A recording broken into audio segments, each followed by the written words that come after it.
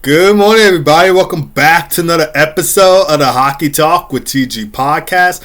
I'm Todd Glenn. Hope you guys are having a great Monday. Today, we're going to be discussing Game 3 of the Stanley Cup Final between the Vegas Golden Knights and Carolina Hurricanes. We'll also talk about Connor McDavid taking home the Ted Lindsay Award this year. So there's some other NHL news that's been happening around the league. So without further ado, let's go ahead and get started. So Game 3, Vegas Golden Knights, Carolina Hurricanes in Las Vegas, Nevada. It will be the VGK, Vegas Golden Knights, coming out on top with a 5-4 double overtime win over the Carolina Hurricanes. It will be Shea Theodore scoring the double overtime game-winning goal for the Golden Knights, scored at 5 minutes 38 seconds of the second overtime. And the Golden Knights, as much as the majority of hockey fans hate to see, they are up in the series 2-1. The game-winning goal from Shea Theodore came after a strange bounce from off the boards and then went off of Carolina goaltender Brandon Bussey and then into the net for the overtime game-winning goal, capping off one of the wildest and probably one of the best Stanley Cup Final games in recent memory. This Game 3 was absolute madness. It was bizarre. It was crazy. We saw a record-setting hat trick from Mitch Marner, a 4-goal comeback, a 3-goal burst in 39 seconds. We saw a few overturned goals. It was drama in OT, double overtime winner. I mean, this is probably one of the greatest games of all time in Stanley Cup Final history. Like, I may be overreacting when I say that. Some people might say I am. Some people might even chirp me for that, but I don't care. Like, this is one of the best and greatest Stanley Cup Final games of all time that I've seen. You can go ahead, leave your chirps down in the comments. I don't care. This game was absolutely unreal. So we'll start off with the overturned goals for the Golden Knights. So the Golden Knights had 2 goals that were overturned. Mark Stone appeared to have got them on the board at least like 30-some seconds into the game. That goal got overturned due to offside because Brett Howland was offside. He had the puck, and then he let go of the puck and skated past the blue line, and then before setting up Mark Stone for the goal, and then that's why that was offside. Now, if he still had the puck, like if Brett Howland had the puck on his stick and he was over the blue line, the puck wasn't over the blue line, but he was over the blue line and he had it on his stick, then that will be onside and it will be a good goal. But because he loses the puck at the blue line and he skates in without the puck, that's why it's offside. So I just wanted to let the Golden Knights fans know that why that goal's offside. And then they had another goal taken off due to goaltending interference. So Ivan Barbashev, or I can't remember who it was, that kind of thought that goal was going to count, got them on the board. That would be taken off due to goaltending interference, where Ivan Barbashev skates in the crease and hits Freddie Anderson in the head. So like he's in the crease, he's skating in the crease. Like, I'll probably use see if I have something to use as an example. So I have this glue, like you guys on YouTube, you'll see this. Like, I have this glue stick and I have this battery as an example. So pretend like this battery right here is Freddie Anderson, right? And he's in the crease. Barbashev comes in and hits him on the head, and that's why that goal was called back due to goaltending interference. So here's Anderson in the crease. Anderson's the battery, by the way. And Barbashev comes in and he hits him on the head and kind of collides with him while he's in the crease. And so that was why the goal was taken off.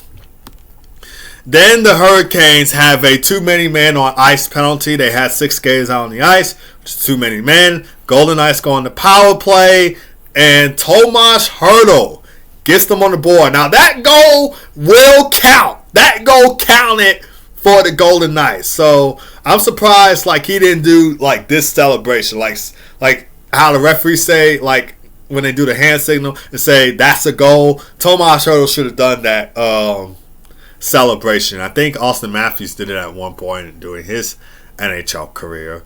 And we could have saw the Golden Knights fans do that celebration too. That goal on the power play did count for Tomas Hertl, set up beautifully by Jack Eichel.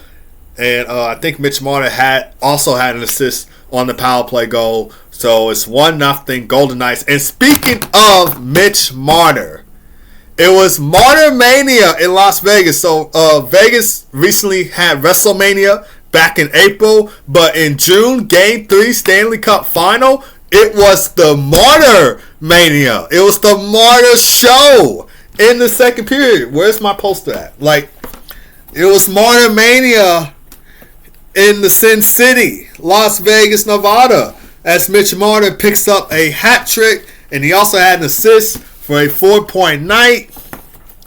Historic second period hat trick for Mitch Marner. Not to mention it was a natural hat trick, by the way. And fun fact, Mitch Marner became the only second player in Stanley Cup Final history to record 4 points in a single period. Like I said, he had one of the assists on the Tomas Hertl power play goal, and then he scores a natural hat trick in the second period. And this was the fastest hat trick recorded in the Stanley Cup Final. His 3 goals came in a span of 6 minutes and 10 seconds, besting out Hockey Hall of Famer and Montreal Canadiens legend, the Maurice Rocket Richard, since 1957. And that performance immediately entered Stanley Cup Final history. That was a Conn Smythe Trophy Stanley Cup Final performance. So Mitch Marner is the favorite to win the Conn Smythe Trophy when it's all said and done. He's now up to 28 points this playoffs. 10 goals, 18 assists for 28 points in 19 playoff games. He's the favorite to win the Conn Smythe Trophy if the Vegas Golden Knights do win the Stanley Cup. But if the Hurricanes win the Stanley Cup, I don't know if Mitch Marner will still win the Conn Smythe Trophy. It will probably be something like in 2024 where the Florida Panthers won the Stanley Cup and then Connor McDavid won the Conn Smythe Trophy with the Edmonton Oilers. So we might see something like that. If Carolina does win the Stanley Cup, Mitch Marner still walks away with the Conn Smythe. But just like Connor McDavid, I don't know if Mitch Marner would come out for that, for the Conn Smythe Trophy. Because Connor McDavid didn't even come out for the Conn Smythe Trophy when Gary Bettman announced that he won it back in the 2024 Stanley Cup Final. I don't know if Mitch Marner will do the same. Both of them were drafted in the 2015 NHL draft class, by the way. Just an unbelievable performance from Mitch Marner. That is MVP playoff performance. So ever since Mitch Marner has came to the Golden Knights, he's looked like a different person. It's like making his NHL debut for the first time. That's how I would describe, his Golden Knights season so far. Like, he's a different person than he was on the Toronto Maple Leafs. On Toronto Maple Leafs, fans hated him for his playoff failures. They expected him to be the guy, expected him to be one of the top players in the playoffs and in the regular season, which he did good in the regular season in Toronto. But when it came to the playoffs, he didn't have those things that he's doing right now for the Golden Knights. He didn't have that offensive creativity that we know that he can bring. We didn't see a lot of that on the Toronto Maple Leafs, and you can't really blame it all on him, really. So it was the team in general that was part of the playoff failures. But yeah, since stepping in with the Golden Knights, he's looked like a different person. Like, we don't even recognize him when he was on the Toronto Maple Leafs. So it's like making your NHL debut for the first time. So unbelievable performance from Mitch Marner, had the fans going crazy. And also shout out to Braden McNabb. Brady McNabb, after taking a puck to the face in Game 2 of the Stanley Cup Final, we didn't know if he was going to play Game 3. Going into Game 3 of the Stanley Cup Final, we didn't even know if he was going to play Game 3. In fact, a lot of us didn't even think he was going to play Game 3. We thought he was going to sit this one out. And then maybe come back for Game 4, Game 5. But no, he plays Game 3. He's out on the ice, full cage on, full cage helmet on, by the way. He's in warm-ups, and then after he takes warm-ups, we get a notification from Elliot Friedman and Emily Kaplan that Brady McNabb will play Game 3. It just comes to show how hockey players are different and are better than any other athlete on this planet. Like, NBA players could never do what we hockey players can do. Like, if this was LeBron in this case, 4-time NBA champion LeBron in this case, he would be out for probably a year or so, or maybe even 10 months. But a hockey player, puck to the face, no problem. Back on the ice a day or so later. Like, we are just different. Like, we are different than any other athlete. And I saw a post from Elliot Friedman on Twitter. I refuse to call it X, by the way. I saw a post from Elliot Friedman on Twitter that Brady McNabb, after taking a puck to the face, he had 20 to 30 stitches on him. 20 to 30 stitches. And we see him on the ice for Game 3 of the Stanley Cup Final. And that's not the only type of play I've seen from recent years. Like, I think there was I think when the Golden Knights won the Stanley Cup 2023, when they were facing the Winnipeg Jets in the first round, like, we saw one of the Winnipeg Jets, had a couple stitches on him, and then he was good to go on the ice. So hockey players are so different. They are, literally so different. Like, I remember one time when I was playing hockey, and I still do play hockey, by the way, I took a slap shot to the knee. A hard slap shot to the knee. I was stung a little bit. Like, it really hurt so bad. But then a few minutes later or so, I'm back out there on the ice. No other athlete can do what we can do in hockey. Like, we're just so different. Like, we're warriors. Like, we're in a whole different level. But yes, I just wanted to make worth note of mentioning that, because a lot of us didn't think that Brady McNabb would be able to play Game 3, and he did, and he got a huge standing ovation, huge roar from the crowd at T-Mobile Arena when the Golden Knights were doing their lineups. And shout out to the people who were doing the pregame shows and doing the whole, I guess, kind of setup to get the crowd hype.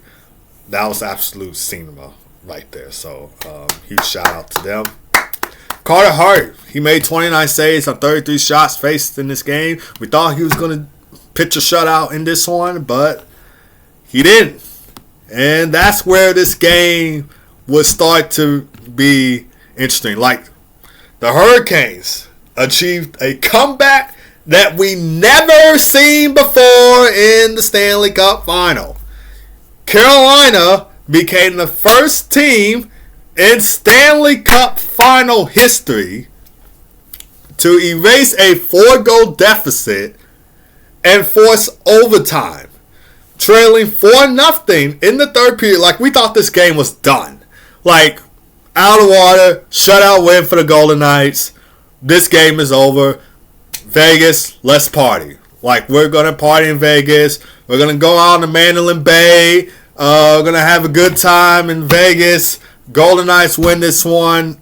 Shutout victory. But no, the Hurricanes would not let up. Like, they weren't going to let the Golden Knights just walk away with this one very easily. If they were going to go down, they were going to go down and fight. And they tried to mount a comeback in this third period, scoring those 3 goals in just 39 seconds to shock this Vegas crowd and shock the Golden Knights. And that completely changed the game. They got the goals from Jordan Martinook, Taylor Hall, and Jordan Stahl. Just 3 goals in the span of 39 seconds, which are the fastest in Stanley Cup Final history, besting the previous mark set by the 1954 Montreal Canadiens when they scored 3 goals in just 56 seconds. And then Andrei Svechnikov had the game-tying goal, with 1 minute and 42 seconds remaining in the third period to tie the game up at 4. Vegas decided not to challenge it. And I know there was maybe some Golden Knights fans that were thinking, hey, this is kind of similar to the Ivan Barbashev controversial goal when it was disallowed in Game 2. Like, that goal did not count. Why should this goal count? Well, the difference between the Ivan Barbashev goal and the Andrei Svechnikov goal was that Ivan Barbashev, as I said in last episode of the Hockey Talk with TG podcast,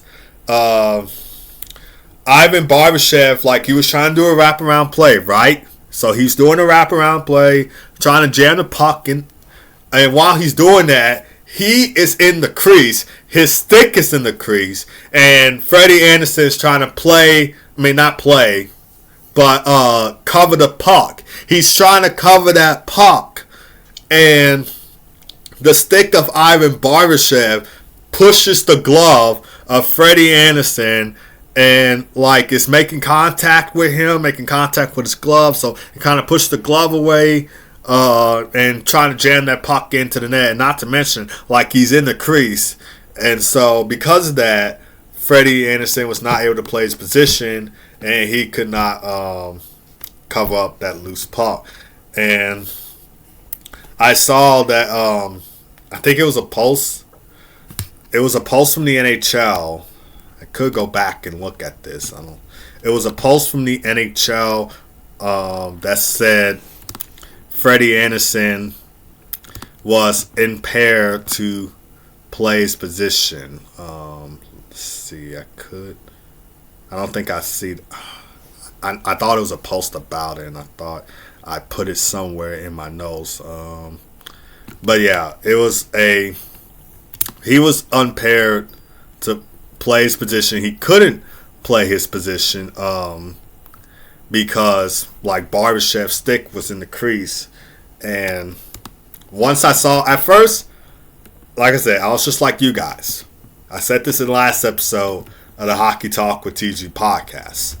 I said that how is this goaltending interference? But after seeing the replay of that goal multiple times, it kind of changed my mind and changed my opinion and said, yep, that's goaltending interference. And the overhead view was a good view to, see that Ivan Barbashev goal. And the NHL, I said, okay, I finally got it. I knew I put it somewhere in my notes. That the NHL's explanation was that Anderson's ability to play his position was impaired. So, and then Elliot Friedman later reported in that game too that the review determined Barbashev shoved the glove and the puck entered the net. So, and whereas you got the Andrei Svechnikov goal that he scored on the power play, the difference between that is the officials kind of saw illegal net front scramble, and like there was no interference. I didn't see no interference. It was a net front scramble. There was no interference whatsoever.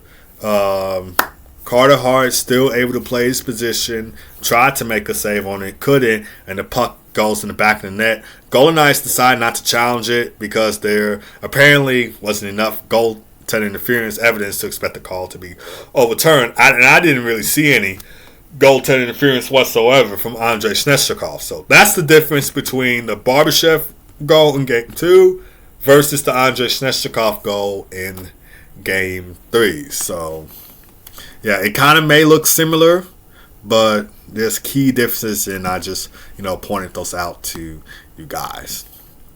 Fun fact about this, though, for Carolina. They became just the second team in NHL history to erase a 4-goal deficit in a Stanley Cup Final game since the 1972 New York Rangers did it against the Boston Bruins in Game 1 of the 1972 Stanley Cup Final. The Rangers trailed the Bruins 5-1 in that game, and they tied the game up at 5. But unlike this one for the Carolina Hurricanes, the Bruins won 6-5 in regulation. Not overtime, but regulation. So, and an impressive fun fact I would like to point out, the Hurricanes became the first team in Stanley Cup Final history to overcome a 4-goal deficit and force overtime. The 1972 New York Rangers, they did tie that game up at 5. When they were down 5-1, they tied it up at 5, but they did not reach overtime because the Bruins won that game 6-5 in regulation of Game 1 of the 1972 Stanley Cup Final.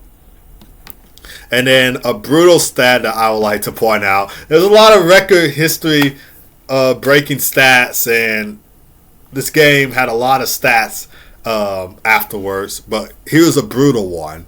Teams trailing by 4 goals in the Stanley Cup Final game were previously 0-for-109 and attempting to come all the way back and win.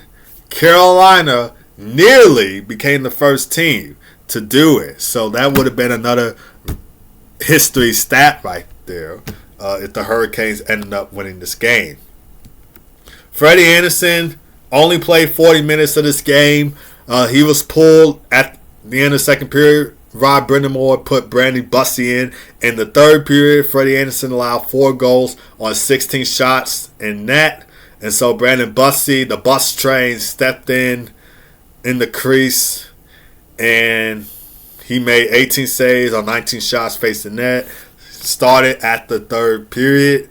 Now the big question going into Game 4. Now both these teams have a couple of days off, so they had Sunday off, had Monday off. Game 4 is Tuesday night in Vegas. It's a 7 o'clock p.m. puck drop on ABC and ESPN Plus. The question is, going into Game 4, who do you start in net? Who do you start in the crease? Do you go with Freddie Anderson or do you go with Brandon Bussey? And if I was Rod Brind'Amour, if I was coach of the Carolina Hurricanes, I will be riding the bus train. I will be riding the bus, taking that train, and I'm going with Brandon Bussey to start Game 4 of the Stanley Cup Final. Now, before Hurricanes start chirping me down in the comments, before Hurricanes fans start reacting to that and saying, Ty, why did you pick Brandon Bussey? Or, Ty, you don't watch our team well enough. Or, like, Ty, you don't, like, why would you say Brandon Bussey? And you're right. I don't watch your team enough. I'm not a Hurricanes fan. I'm a Blackhawks fan. As you guys all know, my favorite team is Chicago Blackhawks. I don't watch the Hurricanes enough.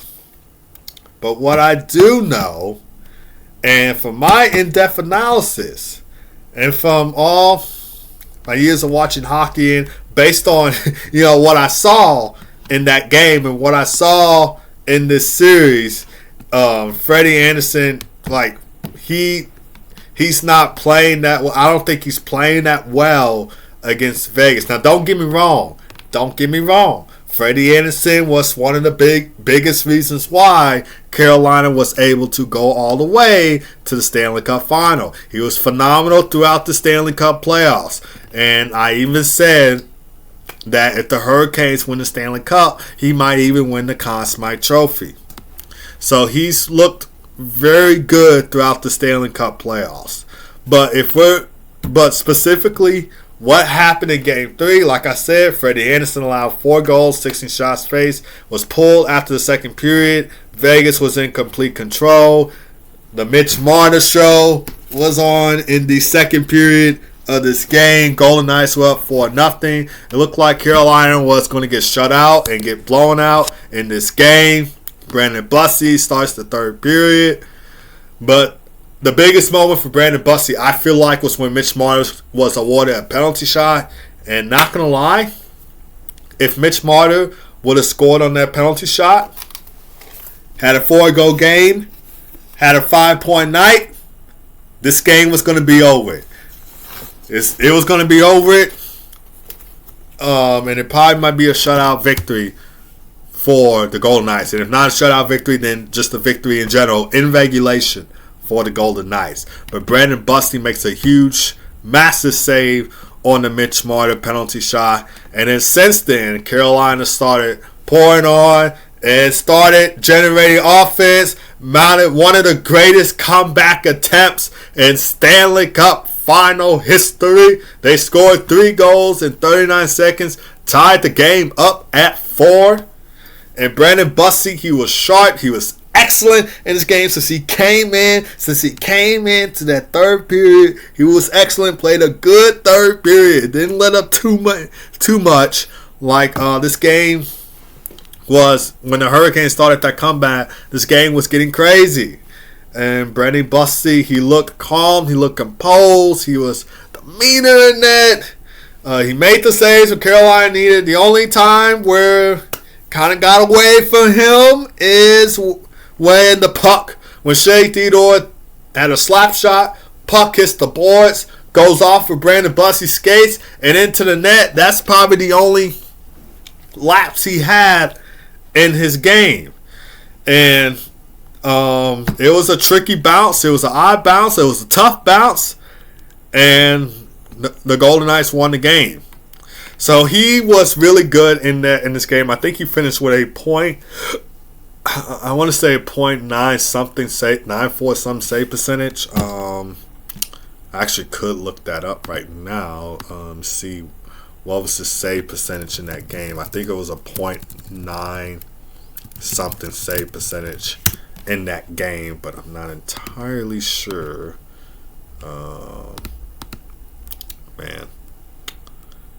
I think it was a .947 save percentage that he did. I could be wrong, but you guys can let me know down in the comments. I'm trying to look it up right now, but my internet computer's a little bit slow. My computer's a little bit slow, but I'm trying to look it up for you guys. So give me 1 second. Let's see. I think it was a .947 save percentage, but again, I could be wrong. That he finished in this game. Yep, I was right. So he finished with a .947 save percentage in this game. So I thought he looked really good coming into this third period for the the Hurricanes.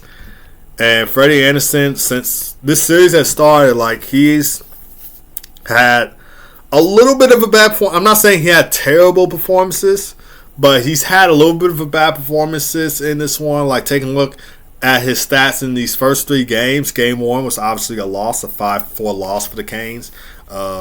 He allowed 5 goals on 23 shots, finished with a .783 save percentage. In Game 2, 4-3 OT win.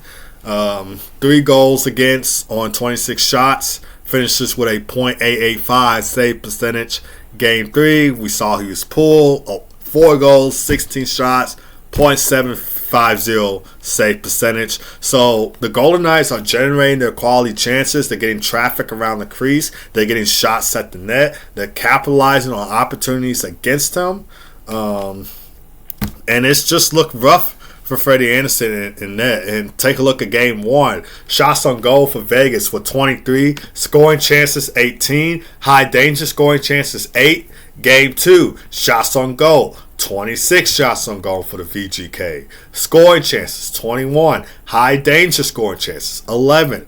Game 3, stats on Freddie Anderson before he was pulled. Shots on goal 16. Scoring chances 21. High danger scoring chances 9. So they're getting their looks to generate the offense. And we all know Vegas is a great offensive team. So they're getting the looks on Freddie Anderson. They're taking advantage of him earlier on throughout the series of the Stanley Cup Final.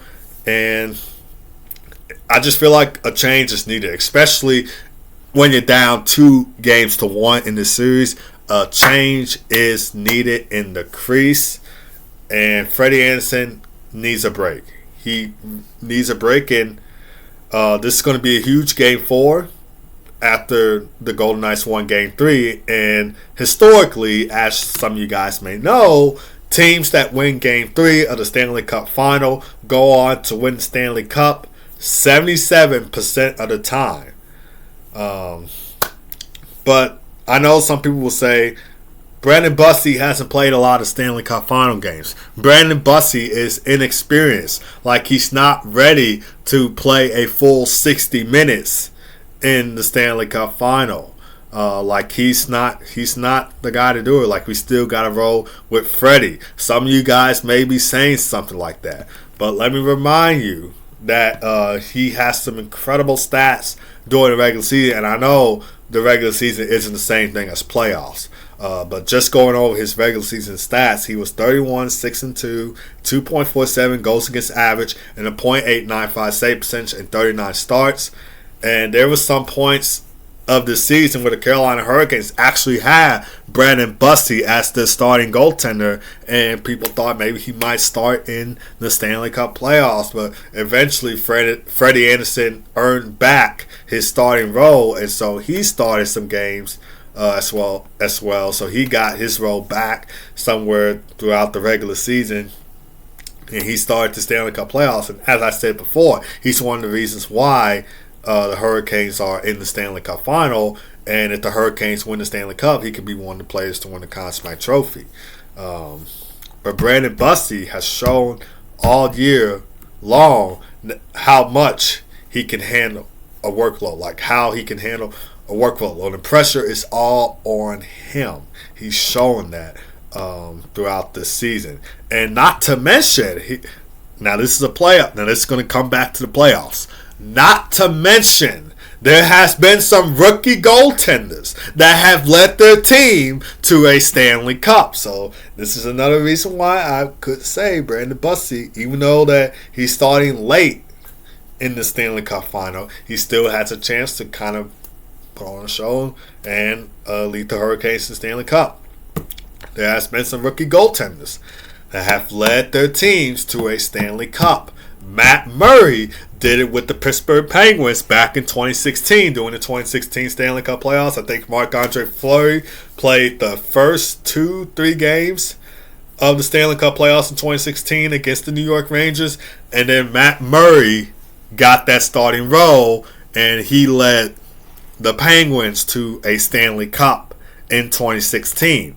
And then in 2019, as much as I hate to say this, because I do hate the Blues, I'm a Blackhawks fan, I do hate the Blues, Jordan Binnington led the Blues to a Stanley Cup in 2019. He makes his NHL debut in January of 2019 against the Philadelphia Flyers under a shutout victory. Does unbelievable in the regular season. Since then, in the playoffs, has had a great playoffs, and he led the Blues to their first Stanley Cup in his rookie year in 2019. So it's not like it hasn't been done before. It's been done before where rookie goaltenders do good in the playoffs, and then they eventually lead their team to a Stanley Cup. Honestly, I feel like after his performance, and I know he wasn't in there for the full 60 minutes or full 60 plus minutes since this game went into double overtime, but honestly, you should start him the rest of the Stanley Cup Final. If I'm Rod Brindamore, I will be starting him throughout the rest of the Stanley Cup Final. So Game 4, I'm starting him. Game 5, back in Raleigh, I'm starting him. And if necessary, Game 6, I'm starting him. And if necessary, Game 7, I'm starting him. Let it all play out. Let it all work out. See how he does in the Stanley Cup Final. Give Freddie Anderson a break. Like he's played... excuse me. Sorry, I'm just trying to clear my throat. He's played 15... 4, 8, 12. He's played 15 games of the Stanley Cup playoffs. Like, he played all the 4 games against Ottawa, played all the 4 games against Philadelphia, and then he played all the 5 games, I should say, against the Canadiens, and then he played all 3 of the games against the Golden Knights so far. So he's played 16 games throughout the Stanley Cup playoffs. Got to give him a break. You got to give him a break. Start with Brandon Bussi. Ride that bus train. Starting with Brandon Bussi for Game 4. And just start him throughout the Stanley Cup Final. See how he does. He might put up some even good stats just like he did in the regular season. So you're at a point. This is a huge must-win for Carolina in Game 4. And in Game 4, if I'm Rob Brind'Amour, I am taking Brandon Bussi. Because if you go down 3-1 in this series, and I'm not saying that they will. I know they won't. They will find a way to tie the series up at 2, heading back to Raleigh for Game 5 on Thursday night. So I'm not saying that they're going to go down in the series 3-1, but if they so much do go down the series 3-1, it's pretty much over with. Like, it's I don't think they would probably come back if they were going to be down 3-1. But let me know you guys' thoughts in the comments. Who should the Hurricanes start in Game 4? Should they start Freddie Anderson? Should they start Brandon Bussi? I've been seeing a lot of people's comments saying that they should start with Brandon Bussi. I've been hearing it on some podcasts as well. There's still some people that says like they should go with Freddie, but since you're down 2-1 in the series, huge Game 4 win for Carolina before they head back home to Raleigh, in a must-win Game 4 for them, got to go with Brandon Bussi. I'm picking Brandon Bussi to start Game 4. But I would like to see you guys' comments down below. So if you have any comments, who should the Hurricanes start, I would like to see them down below. And let me know you guys' thoughts on that discussion. Do you agree with some points I said? Do you disagree with some points? Do you have any questions? Do you have any comments? Just drop them down below. Even if you don't like everything that I said. Maybe you might agree with some points, but you didn't like these points. Or maybe you just didn't like everything I said. Just drop them down below. Love to see you guys' thoughts. So, if you have any, drop them down below on YouTube and Spotify. Thank you very much. Alright, now let's shift gears and talk about Connor McDavid. As Connor McDavid takes home the Ted Lindsay Award this year. 5th Ted Lindsay Award for Connor McDavid. Beats out Nikita Kucherov, who's a 2-time Ted Lindsay Award winner. And Macklin Celebrini, who put together one of the best young player seasons in recent NHL history. He had a great, I think this is second year to the NHL, I believe. Yeah, second year to the NHL. So he had a great sophomore season as well. That'll be one to remember. And I think he passed his buddy, Jumbo Joe Thornton, who, fun fact, when the Sharks selected Macklin Celebrini first overall in the 2024 NHL Draft, I think Macklin Celebrini lived with Joe Thornton in his rookie year. And he passed him for most points in a season in San Jose Sharks history. So that was a great sophomore season for Macklin Celebrini. But it will be Connor McDavid taking home the Ted Lindsay Award, which the Ted Lindsay Award is presented annually to the most outstanding player in the NHL. And this award, what makes this award very unique is that it's voted by the NHL players themselves. It's voted by NHL players themselves, NHLPA. They know who should deserve the Ted Lindsay Award. I don't know. Like, I'm not the one to judge. You guys aren't the one to judge. It is up to them to decide who takes home the Ted Lindsay Award. So, if they still think Connor McDavid deserves it, then that's their opinion. Like, we as hockey fans can't have a say in that. Like, we cannot have a say in that. I can't have a say in that. You guys can't have a say in that. Even though we're huge hockey fans and enthusiasts, we know the game very well. We watch the game. We can't have a say in that. So, yeah. So that's what I like about the award. Like, it's voted on by the NHL players themselves. Like, they know when they're out there on the ice who they're playing up against. They know who rightfully deserves this award. Like, we may play hockey ourselves. You and I may play hockey ourselves. But we can't decide, Like, we're not on the ice with them. We're on the ice with our friends. We're on the ice with our buddies. We're on the ice with our teammates, but we're not on the ice with the NHL players. We don't play an 82-game season with them. We play with our friends. We play with our buddies. We play with our colleagues. We play with our teammates if we're on a team. We play with our family or so on the rink. We don't play with these NHL players. So that's what I like about the Taylor's Award. Like, it's voted by the NHL players, by NHLPA. So, and McDavid, fun fact, with his 5th Ted Lindsay Award, Connor McDavid ties Wayne Gretzky for the most Ted Lindsay Awards in NHL history.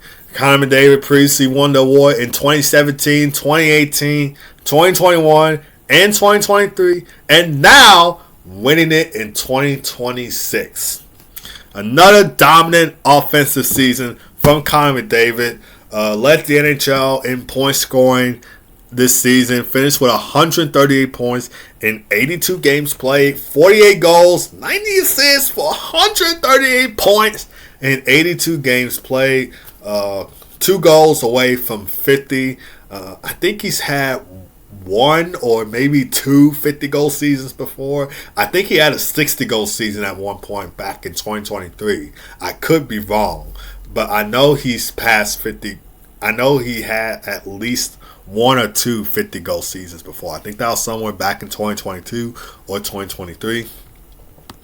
And I think at some point of this season, Connor McDavid was on a 20-game point streak. He was on a 20-game point streak between December 4th. Excuse me. He was on a 20-game point streak somewhere between December 4th and January 13th, where he recorded points in 20 consecutive games. Unbelievable right there. And during that 20-game point streak, he had 46 points in those 20 games. 19 goals, 27 assists for 46 points in 20 games. That streak became one of the most defining stretches of this NHL season. And take a look at Connor McDavid's award closet and the success that he's had. He's 29 years old. He's going to be 30, I think, next April. So I think he turned 29 this year. And yeah, I think he's going to be 30 like next year or so. But take a look at the awards that he's won up to this point. He's won the Art Ross Trophy 6 times. Won in 2017, 2018, 2021, 2022, 2023, and now 2026. 3-time Hart Memorial Trophy winner. Won in 2017, 2021, and 2023. Could possibly win the Hart Memorial Trophy for the 4th time this year. 5-time Ted Lindsay Award winner, won the award in 2017, 2018, 2021, 2023, and 2026. He's won the Rocket Richard in 2023. Won the Conn Smythe Trophy in 2024 for playoff MVP. Of course, he decided not to come out on the ice to get it when the Florida Panthers won the Stanley Cup. And I know, and speaking of Stanley Cups, I know some fans, I've been seeing the comments when the NHL announced that Connor McDavid won the Ted Lindsay Award. I've been seeing the comments, all the awards, no Stanley Cups. Had all the success, no Stanley Cups. Best player in the league, you say. No Stanley Cups. And when the NHL announced that that Connor McDavid tied Wayne Gretzky for most Ted Lindsay Awards, some people saying only one of those guys has a Stanley Cup, and only one is a team type player. Like, there was some people chirping him, basically. There was some people chirping Connor McDavid of how he's had all the success, no Stanley Cups. Great player, no Stanley Cups. Some people might even say that he's too overrated. Like, overrated player. No Stanley Cups, by the way. So there's a lot of people chirping Connor McDavid. But let me remind you that the NHL has a list of all-time great players who have never won a Stanley Cup and who has had success like Connor McDavid, like Connor McDavid, or so, like Marcel Dion, great player. No Stanley Cup. Mike Gardner, Washington, probably will be one of the greatest players for the Washington Capitals of all time. But if we're talking about the greatest player of all time for the Washington Capitals, it has to be Alex Ovechkin. But Mike Gardner, one of the greatest players of all time. No Stanley Cup. Peter Stastny, great player. No Stanley Cup. Pat LaFontaine, great player. No Stanley Cup. These are Hall of Fame level talents. These are Hall of Fame type players. These are the greatest players to ever play the game of hockey. These are the greatest players of all time, or some of the greatest players of all time. These are MVP candidates. These are 1,000-point players, and they never won a Stanley Cup. Even with McDavid's case, he's has multiple MVP awards.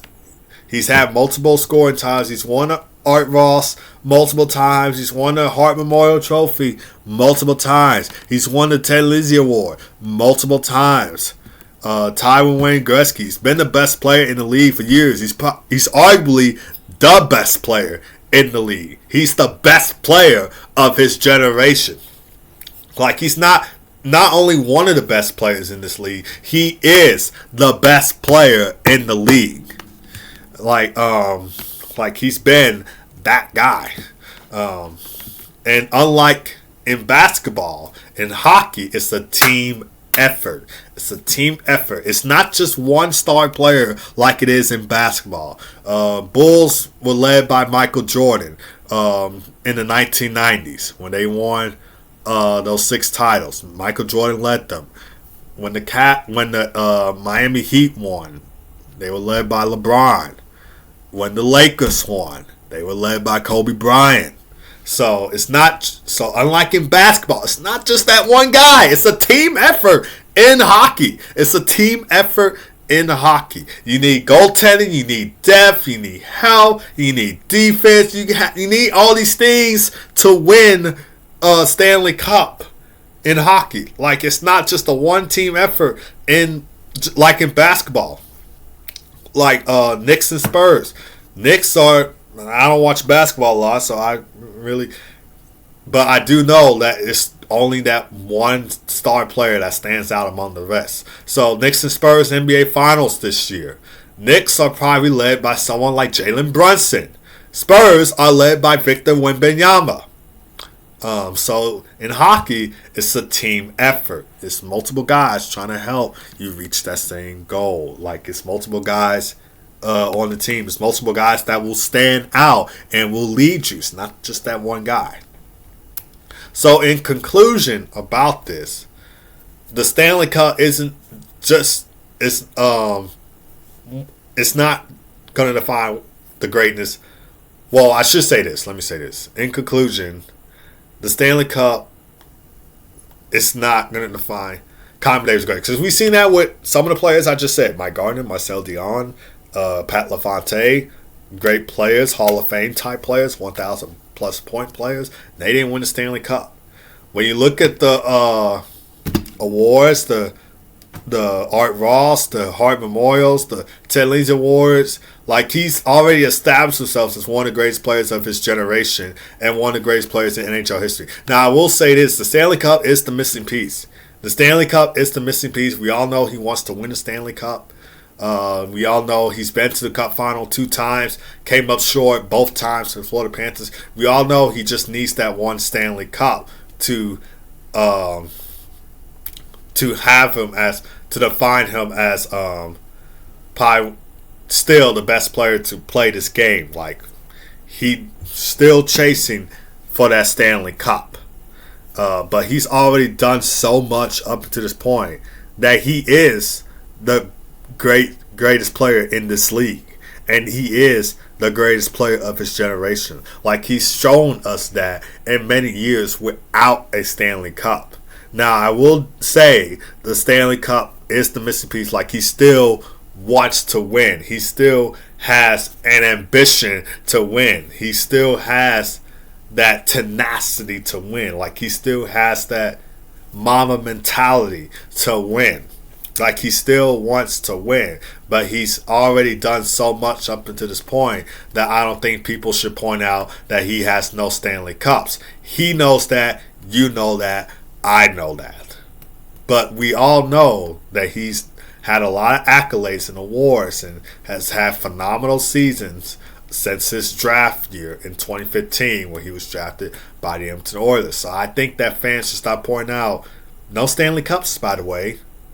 No Stanley Cups. Like, if you were in his shoes, you wouldn't want to hear that either. So, if I was in his shoes, I wouldn't want to hear that. And I know I'm not as good as Connor McDavid is. I'm not fast like him. I'm not that creative with the puck like him. But I would not want to hear that either. So, he does have a desire to win, that's for sure. But that's not just going to define greatness in Connor McDavid. There's multiple things that's define greatness in Connor McDavid. The Stanley Cup is the missing piece for sure. He still wants to win a cup before he retires. But again, there's been lots of Hall of Fame type players who have never won Stanley Cups and have still been one of the greatest players to play the game of hockey. So yeah, let me know you guys' thoughts down in the comments below about that. Some other news around the league that I will do a short segment on, short talk on. Not going to go too much into depth about it. The 2026 NHL Draft Combine wraps up. It is in the books. So Gavin McKenna absolutely stood out at the Draft Combine. I actually think he had a good Draft Combine, so to say. So I seen some of his highlights from Draft Combine that have been really good. And I seen some of the other prospects Draft Combine highlights, like Ivan. Actually, I don't think Stenberg was there. I think he was sick with an illness. But Keem Weroff showed out.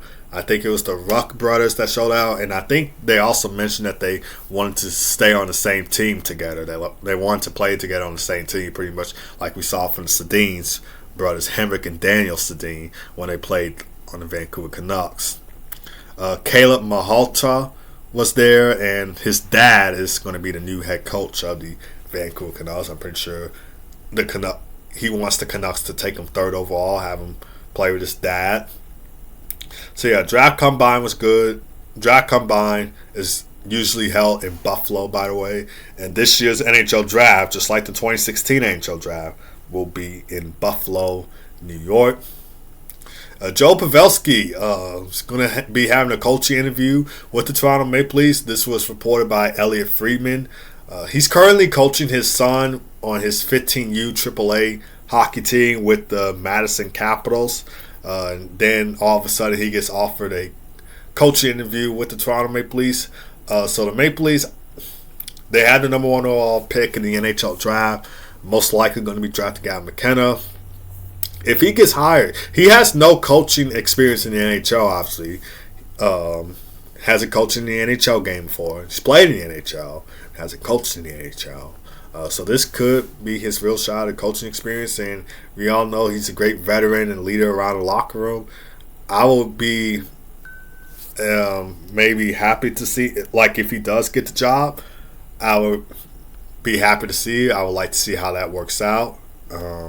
Obviously, the Maple Leafs are trying to do everything in their power to keep Austin Matthews on the team. I'm not sure what his future is going to look like in Toronto. I can probably might see him walking soon, just like Mitch Marner walked away from the team. I don't know if Matthews is going to be on the team for so long. So they're trying to do everything in their power to keep him stay. With the number 1 overall pick, with the job to select the right head coach for him, and yeah. But I just want to share my thoughts on that. I'm not going to do a in-depth discussion about it.